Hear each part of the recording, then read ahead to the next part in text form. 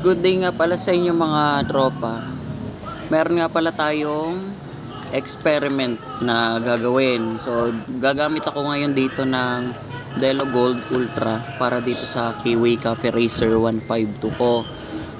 May mga nagsasabi na bawal itong gamitin sa motor, lalo na't mga wet clutch. Ano yung wet clutch?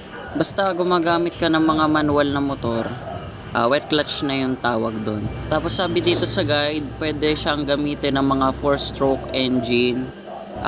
Ito preferably kasi dito sa engine oil na to ay dapat matic ang motor mo. Kasi nakahiwalay ang kanyang transmission oil. Tapos sinubukan ko siyang gamitin kasi gusto kong malinis yung loob ng makina ko, kasi meron daw siyang sabi ng tropa ko, meron daw siyang detergent na kaya niya mag engine flush while using this oil habang nagsisirculate siya dun sa loob.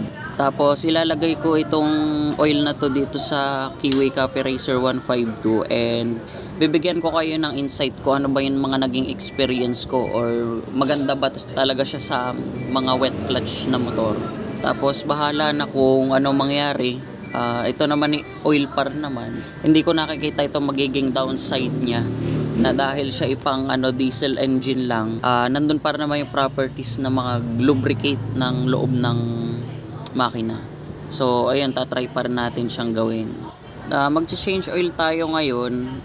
Yung natinakbo pa lang ng aking motor ngayon nasa mga 800 to 900 kilometers pa lang.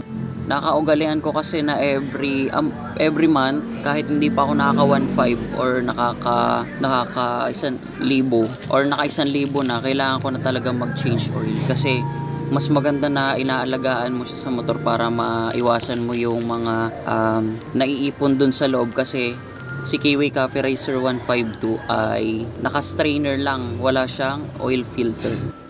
Tapos ito nga pala yung resulta ng 800 to 900 kilometers na tinakbo ng aking motor. Kung mapapansin nyo, medyo mapula pa yan. Yung pinaka tips ko lang, sa loob ng 3 years, talagang wag ka lang magsulit ng langis.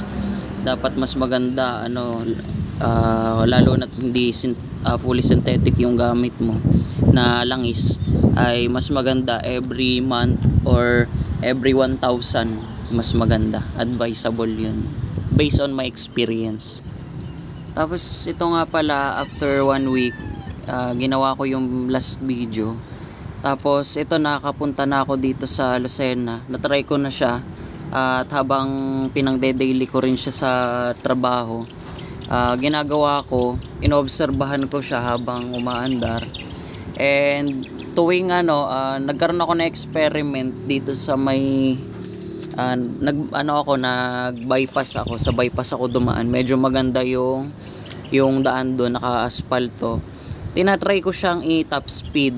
So ang naging downside na naging experience ko ay masyado siyang nahihirapan yung makina na abutin yung top speed niya. Kung ikaw kasi into top speed dito sa Kiwi Cafe Racer 152, advice ko wag mo na siyang gamitin, kasi medyo nagaganitan yung makina niya. Hindi niya naaabot yung 120 kilometers per hour. Ang kagandahan kasi dun sa dati kong ginagamit na Castrol oil, naaabot niya yung 120 ng mabilis lang. Tapos dito sa Delo Gold Ultra, experience natin ay hanggang 105 lang. Pinakasagad na sagad na yun. Gustong gusto mo nang bumilis pa, pero wala na talaga, nagaganitan masyado yung makina. So marerecommend ko nga ba itong Delo Gold Ultra para sa pang generalize na riding habit natin, or takbong pogi man or mabilis. Masasabi ko hindi. Mas maganda na yung gamitin natin yung pang motor talaga. Maraming salamat sa lahat ng sumusuporta nga pala dito sa channel na to. And kung ikaw meron kang mga katanungan, huwag kang mahiyang mag-comment at sasagutin naman natin yan. At maraming salamat nga din pala sa mga nagko-comment, nagtatanong kung meron tayong mga kung makakatulong ba tayo sa kanilang mga katanungan. And every time na makikita mo itong video na to, or yung channel ko, huwag kang mahiyang mag-subscribe.